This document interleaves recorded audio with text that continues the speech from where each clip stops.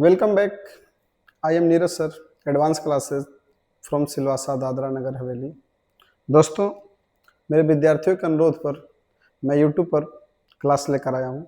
दोस्तों, मैं आपको बता दूं कि यहाँ पर मैं क्लास 6 से लेकर क्लास 12 तक एनसीईआरटी का हर एक टॉपिक यूनिक तरीका से और हर एक सब्जेक्ट में अगर बात करूँ तो physics, chemistry, bio, history, geography, polity, economics और इंग्लिश ग्रामर आपको बिल्कुल यूनिक तरीका से पढ़ाऊंगा।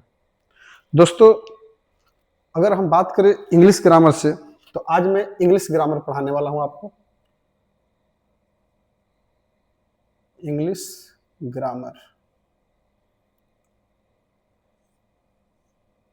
ग्रामर में अगर दोस्तों मैं बात करूं तो हम लोग बचपन में जब हम लोग पढ़ना स्टार्ट करते हैं तो हमारे सामने दो चीजें पढ़ाई जाती है।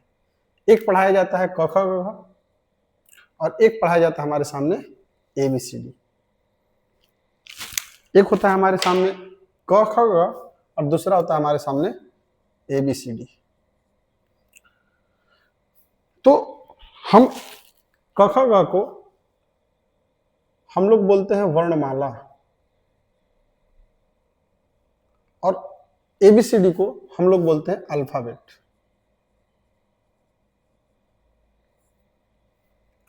तो दोस्तों, सवाल ये है कि ये अल्फाबेट है जिसमें टोटल 26 लेटर होते हैं। AEIOUVWXYZ। इस पूरे ग्रुप को हम अल्फाबेट बोलते हैं। जबकि क से लेकर अंग, च से लेकर य, ट से ड़, त से न, प से म, यर लव में ज्ञ तक और अ से लेकर अह में, ये जो होते हैं इनको हम वर्णमाला कहते हैं। तो हम दोस्तों बात करें तो इंग्लिश अल्फाबेट में टोटल 26 लेटर होते हैं। तो फर्स्ट सवाल हमारा ये बनता है कि हम इसे अल्फाबेट बोलूं या अल्फाबेट्स बोलूं, क्योंकि इसकी संख्या तो 26 है। तो ज्यादा संख्या होने की वजह से इसको मैं अल्फाबेट बोलूं या अल्फाबेट्स बोलूं। फर्स्ट क्वेश्चन है हमारा कि अल्फाबेट या अल्फाबेट्स, अल्फाबेट या अल्फाबेट्स, बताइए। तो दोस्तों, जवाब हमारा होगा कि हम इसे अल्फाबेट बोलेंगे। अल्फाबेट्स क्यों नहीं? तो अल्फाबेट का हिंदी होता है वर्णमाला। वर्णमाला का मतलब अक्षरों का समूह और यहां पर लेटर का ग्रुप। अल्फाबेट्स का मतलब क्या हो जाता है? तो इसका मीनिंग चेंज हो जाता है। इसका मीनिंग हो जाता है भाषाएं। क्या बात कर रहे हैं? इसका मतलब हो जाता है भाषाएं। अगर मैं इसका और एग्जाम्पल देना चाहूं तो मैं बोल सकता हूं, जैसे एयर मतलब होता है हवा, अगर इसमें एस लगा दूं तो इसका मतलब हो जाएगा घमंड। इसी तरह से अगर बात करूं तो गुड का मतलब होता है अच्छा, और अगर मैं एस लगा दूं तो इसका मतलब हो जाएगा वस्तुएं। जैसे आप किसी गाड़ी पर देखे होंगे लिखा होगा गुड्स कैरियर, गुड कैरियर नहीं लिखा होगा, गुड्स कैरियर। इसी तरह से अगर बात करूं तो न्यू का मतलब क्या होता है? नया, और अगर एस लगा दिया जाए तो क्या मतलब हो जाता है? खबर। बहुत सारे ऐसे वर्ड होते हैं। वाटर, वाटर का मतलब होता है पानी, अगर एस लगा दिया जाए तो इसका मतलब हो जाएगा नदियां, रिवर्स। ड्रग का मतलब होता है दवा, अगर एस लगा दिया जाए तो इसका मतलब हो जाता है नशीला पदार्थ। तो दोस्तों, हमें अल्फाबेट्स नहीं बोलना है, हमें अल्फाबेट बोलना है। अब हम बात करते हैं अल्फाबेट पर। तो अल्फाबेट क्या है? तो अल्फाबेट जो है ये लेटरों का समूह है। अल्फाबेट है क्या? तो alphabet is a group of letter. Alphabet क्या है? तो बोल सकते हैं कि alphabet is a group of letter. Group of letter कितने? 26 लेटर के ग्रुप को हम अल्फाबेट कहते हैं। इस ग्रुप में हमें 5 ये जो दिखाई दे रहे हैं इनको हम लोग वॉवेल कहते हैं, बचपन से कहते आ रहे हैं। बचपन में भी पढ़े थे 5 ही वॉवेल और आज भी पढ़ रहे हैं हम 5 ही वॉवेल। और ये जो बच गए इस पूरे को हम कॉन्सोनेंट कहते हैं, कॉन्सोनेंट कहते हैं। तो हमने अलग क्या बताया, सब तो यही बताते हैं। हाँ, मैं अलग बताने वाला हूं। मैं वॉवेल नहीं करूंगा, मैं कॉन्सोनेंट नहीं बताऊंगा, क्योंकि हमारा जो पढ़ने का जो तरीका है, हम इंग्लिश को पढ़ेंगे on the basis of sound, और हम इस वॉवेल को वॉवेल ना बोलकर इसे कहेंगे वोकल साउंड, इसको हम कहेंगे कॉन्सोनेंट साउंड।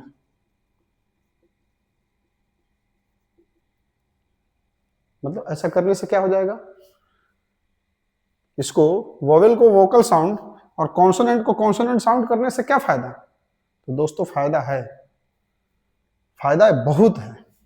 हम बचपन से पढ़ते आ रहे हैं कि अगर हमारे पास कोई अगर वर्ड हो, अगर उसका फर्स्ट लेटर अगर हमारे पास वोवेल हो, तो उसके पहले हम लोग क्या यूज करते हैं, ए या एन। तो आपका जवाब होगा एन। बिल्कुल गलत बात है। कोई जरूरी नहीं है कि वोवेल अगर हमारा किसी भी वर्ड के फर्स्ट लेटर हो तो उसके पहले हम एन का यूज करेंगे। दोस्तों जिंदगी भर के लिए आपका पूरा टेंशन खत्म कर देंगे। जिंदगी में कभी नहीं भूलेंगे कि कहां ए लगाना है और कहां एन लगाना है। तो आइए हम बात करते हैं। तो सवाल हमारा ये बनता है कि हमारे बॉडी में जो साउंड का जो सोर्स होता है वो क्या होता है? तो वो होता है वोकल कॉर्ड। जो साउंड का जो सोर्स है, source of sound, source of sound, वो होता है वोकल कॉर्ड। इसी को हम लोग लेरिंग्स भी कह देते हैं। आदमियों में जो ये वोकल साउंड होता है ये बड़ा होता है और महिलाओं में जो होता है वो छोटा होता है। आदमियों में अप्रोक्सीमेट 20 mm का होता है और महिलाओं में जो होता है वो 16 mm का होता है। इसलिए महिलाओं का जो, लड़कियों का जो आवाज होता है ना वो पतला होता है, और लड़कों का आवाज जो होता है ना वो एकदम बिल्कुल फटे बांस की तरह होता है। है बस समझ में? तो हम इंग्लिश ग्रामर को साउंड के बेसिस पर पढ़ेंगे। तो आइए हम बात करते हैं। तो एक वर्ड हम जानते हैं आर्टिकल। आर्टिकल, आर्टिकल इंग्लिश में कहा जाता है ए एन द को हम लोग आर्टिकल कहते हैं।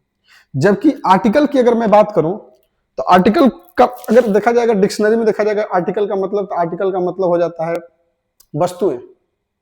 जबकि भारतीय संविधान, इंडियन कॉन्स्टिट्यूशन के अनुसार बात करूं तो आर्टिकल का मतलब होता है अनुच्छेद। भारतीय संविधान में अनुच्छेद की संख्या टोटल 395 है। तो उस आर्टिकल की बात ना करके मैं इंग्लिश ग्रामर वाले article A and the key बात कर रहे हैं। ए एंड द की बात करें। दोस्तों ये दोनों का यूज मैं अभी आपको सिखा देता हूं कि ये दोनों का यूज जिंदगी भर कभी नहीं भूलेंगे कि कहां ए लगाना है और कहां एन लगाना है। तो हमारा क्वेश्चन ये था कि कभी भी हम वोवेल देखकर ये नहीं डिसाइड करेंगे कि यहां पर एन लगेगा, और कभी भी कॉन्सोनेंट देखकर हम ये नहीं डिसाइड करेंगे कि यहां पर ये लगेगा। तो दोस्तों एक वर्ड होता है हमारे पास जैसे एच। एच क्या है? तो एच, अगर एच को कहा जाए कि एच क्या है तो बोलेंगे लेटर है। दूसरे बार पूछा जाए तो क्या है? ये कॉन्सोनेंट है। तो हम इससे एक वर्ड लेते हैं और एक वर्ड है हमारा ऑनेस्ट।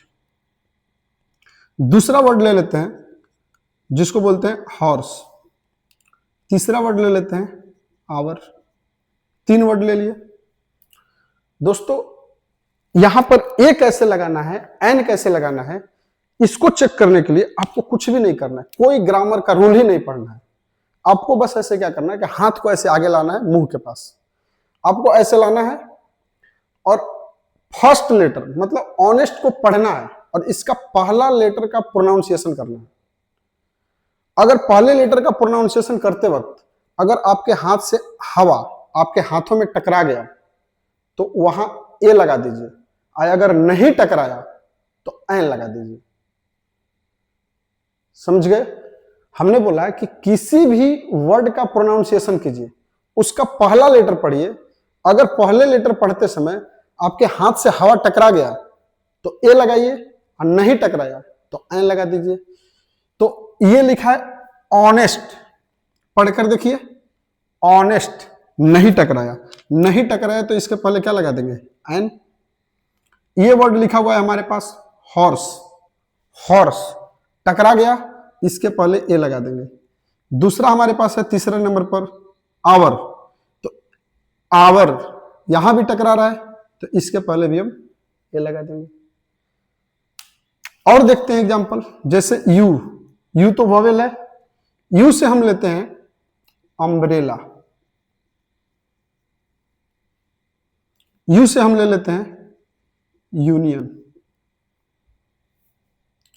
अगर मैं बात करूं अम्ब्रेला, तो इसको फर्स्ट लेटर बोलकर देखिए, अम्ब्रेला, अम्ब्रेला में हमारा फर्स्ट लेटर में नहीं टकरा रहा है तो इसके पहले हम एन लगा देंगे। क्या लगा देंगे, इसके पहले हम यूज कर देंगे एन। ये है हमारा यूनियन, यूनियन, तो फर्स्ट लेटर में जोरदार झटका लगा तो ए लगा देंगे। इसी तरह से दोस्तों अगर मैं बात करूं तो एक वर्ड हम ले लेते हैं ई, ई से एक वर्ड होता है एलिफेंट, एलिफेंट, और एक वर्ड ले लेते हैं यूरोपियन।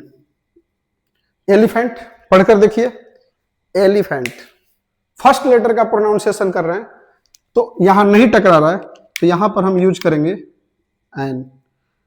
यूरोपियन, पहला ही वर्ड पढ़िए, यूरोपियन, यहां पर हो गया ए।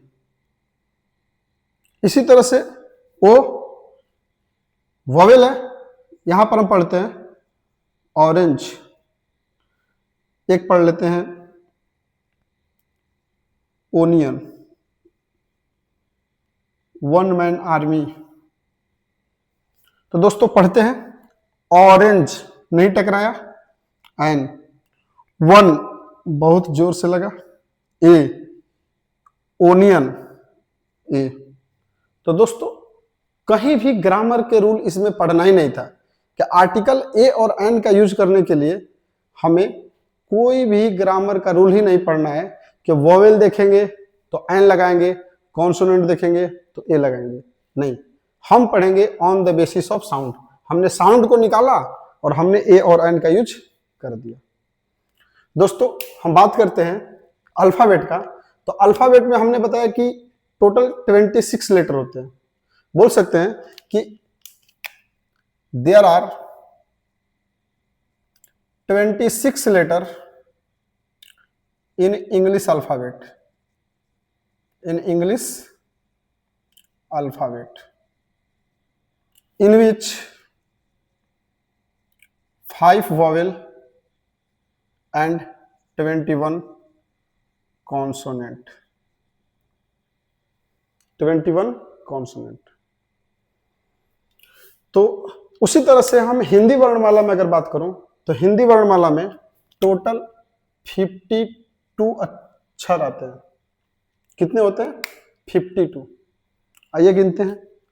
क से लेकर अंग तक में होता है 5, च से लेकर इया तक में होता है 5, इसमें भी होता है 5, इसमें भी होता है 5, इसमें भी होता है 5, इसमें होता है 11 और इसमें होता है 13। दोस्तों इसको जोड़ दिया जाए 5, 10, 15, 20, 25, 25, 11 और हो गया 49। कितने हो गए, 49। तो बाकी हमने 52 तो बोल दिया, 52, तो 52 हो गए और यहां पर जोड़ रहे हैं तो हमारा 49 आ रहा है। तो दोस्तों एक वर्ड होता है हमारा स्र, तो हो गया टोटल 50। ये वर्ड क्या है, ढ, ये है हमारा ढ, और ये वर्ड है हमारा ड। दोस्तों अगर ये ड के नीचे अगर मैं बिंदु लगा दूं तो इसका जो साउंड हो जाएगा वो ह में बदल जाएगा। जैसे देखिए, जैसे हमने लिखा ढोलक, ढोलक, तो यहां साउंड दे रहा है ढ का, लेकिन अगर मैं बोल रहा हूं कि पढ़ो तो यहां पर ये साउंड दे रहा है ह का। तो इसको हम बोलते हैं द्विभाषी, इसको द्विभाषी अर्थात ये दो शब्द देता है, केवल ये बिंदु लगा देने से इसका मतलब बदल जाता है ह में। इसी तरह से ड है, ड के नीचे अगर बिंदु लगा दिया जाए तो इसका साउंड हो जाएगा अड़ा, जैसे एक वर्ड लिखा हूं डमरू, डमरू में ये ड है, जबकि अगर मैं यहां पर लिखूं पेड़, क्या लिख दिया, पेड़, तो ये अड़ा का साउंड दे रहा है। इसलिए कहा जाता है कि हिंदी वर्णमाला में टोटल जो होता है, हिंदी वर्णमाला में टोटल 52 अक्षर होते हैं, और इंग्लिश वर्णमाला में, इंग्लिश अल्फाबेट में टोटल 26 लेटर होते हैं। और यहां पर दोस्तों बात करूं तो हम लोग पढ़ते हैं बचपन में कि के से क, तो के से क नहीं होता है, के का मतलब होता है आधा क, और इसको पूरा करने के लिए हम लोग के ए लिखते हैं, इसका मतलब होता है पूरा क, पूरा क। तो दोस्तों हमने ए और एन का यूज आपको सिखा दिया। अब आता है हमारा कि ये जो दो वर्ड हैं डब्लू और वाई, इसको कह देते हैं हम सेमी वोवेल। क्या कहते हैं, सेमी वोवेल। आखिर इसको सेमी वोवेल क्यों कहा जाता है, डब्लू और वाई को सेमी वोवेल क्यों कहा जाता है? सेमी वोवेल, सेमी वोवेल जो है हमारा डब्लू और वाई है। तो दोस्तों जब हम साउंड का प्रयोग, जैसे हमने निकाल कर देखा कि एयर टकरा रहा है कि नहीं टकरा रहा है, उस बेसिस पर अगर हम देखने की कोशिश करेंगे तो डब्लू और वाई से अगर कोई वर्ड स्टार्ट होगा तो हमारा वहां पर गलती हो जाएगा, क्योंकि डब्लू और वाई से स्टार्ट होने वाले वर्ड में हमारा सेम कंसेप्ट यहां पर फेल हो जाएगा। तो एक बात आपको ध्यान रखना है कि डब्लू और वाई, मतलब बोल सकते हैं कि डब्लू ऑब्लिक वाई, कि any word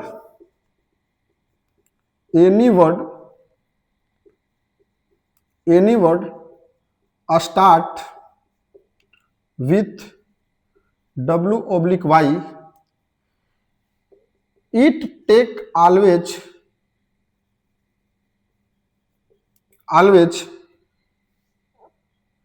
article, it take always article A. अर्थात डब्लू और वाई से स्टार्ट होने वाला कोई भी वर्ड हो, साउंड ही मत चेक कीजिए, हवा ही मत चेक कीजिए कि हवा हाथ से टकरा रहा है कि नहीं टकरा रहा है, उसके पहले आंख बंद करके क्या लगा दीजिए, ए लगा दीजिए। और दूसरा एक बात और ध्यान रखिए कि ए और आई, अगर कोई वर्ड ए और आई से स्टार्ट हो रहा है तो आप बिना साउंड चेक किए उसके पहले एन लगा दीजिए। तो मैं बोल सकता हूं कि any word start with a oblique I, it take article an. इसके पहले क्या लगेगा, एन लगेगा। दोस्तों 100% आपका ए और एन का जो कॉन्सेप्ट है बिल्कुल कंप्लीट हो जाएगा। तो दोस्तों हम बात करते हैं कि अल्फाबेट, हमने आपको समझाया कि अल्फाबेट क्या होता है, तो हमने बोला कि alphabet is a group of letter. तो सवाल आता है दोस्तों कि ये लेटर क्या होता है, लेटर क्या होता है? तो हमारा सवाल बनता है कि लेटर क्या होता है, लेटर क्या है? तो बोल सकते हैं, तो देखिए ये सब क्या दिख रहे हैं, ए क्या है, लेटर, बी क्या है, लेटर, सी क्या है, लेटर, डी क्या है, लेटर, ये सब के सब क्या है, लेटर है। जब इनका ग्रुप बनता है तो इसको हम अल्फाबेट कहते हैं।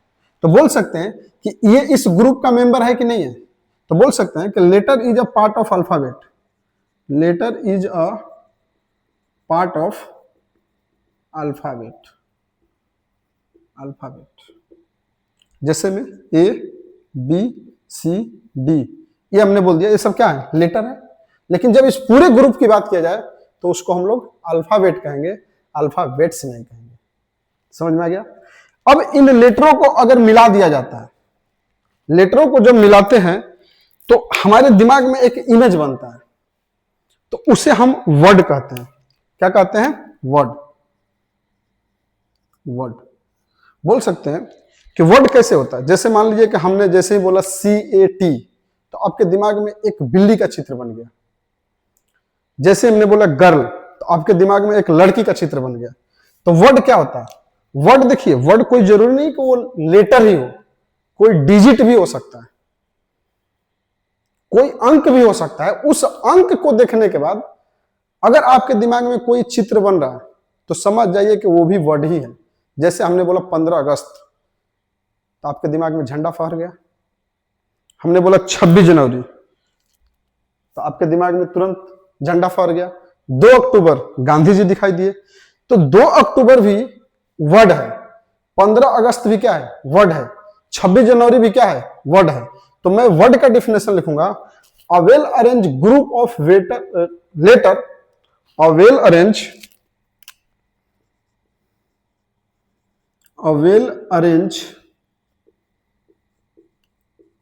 group of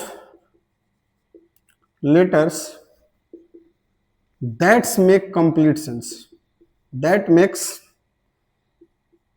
complete sense, complete sense is known as word। क्या होता है, वर्ड होता है। जैसे हमने लिखा C + A + T, तो आपके दिमाग में एक बिल्ली बन गई होगी, कैट। हमने बोला B + O + Y, तो एक लड़के का चित्र बन गया होगा। तो ये क्या है, कैट, बॉय, ये क्या हो गया, वर्ड हो गया। अब हमने बोला A B C, तो बताइए इनको मिलाने से कोई इमेज बना, नहीं बना। A C T, तो एक्ट मतलब होता है कानून। तो तुरंत आपको कोर्ट का दिखाई देने लगेगा। तो एक्ट क्या है, वर्ड है। और वर्ड को मिलाते हैं तो हमारा क्या बनता है, सेंटेंस बनता है। जब हम वर्ड को मिलाते हैं तो हमारा क्या बनता है, सेंटेंस बनता है। क्या बनता है, सेंटेंस। तो हम बस बोल सकते हैं a well arrange group of letter. अब इस लेटर की जगह पर बस आप क्या कर दीजिए, वर्ड कर दीजिए। A well arrange group of word that make complete sense is known as sentence. तो अब जब हम शब्दों को मिलाते हैं तो उससे क्या बनता है, सेंटेंस बनता है। क्या बनता है, सेंटेंस बनता है। दोस्तों बात करूं तो हमारा पूरा मकसद पढ़ाना है सेंटेंस कैसे बनाते हैं। तो दोस्तों आपको मैं एक बात बता दूं कि पूरे इंग्लिश ग्रामर में सिर्फ और सिर्फ एक ही स्ट्रक्चर है जिस पे दुनिया का सारा जो होगा, वाक्य जो होगा वो ट्रांसलेट होगा।